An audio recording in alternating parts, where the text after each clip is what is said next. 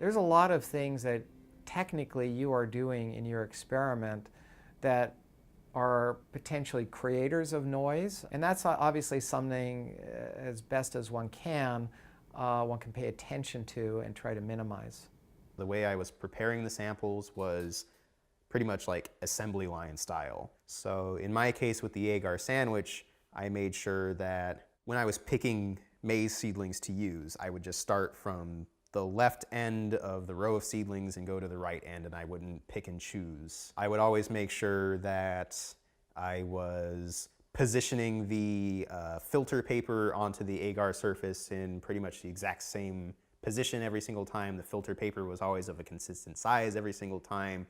The agar block that I was applying to the other side of the root was of specified dimensions every single time. Well, noise in your experiment is going to be very case dependent, but the one variable of noise is obviously you.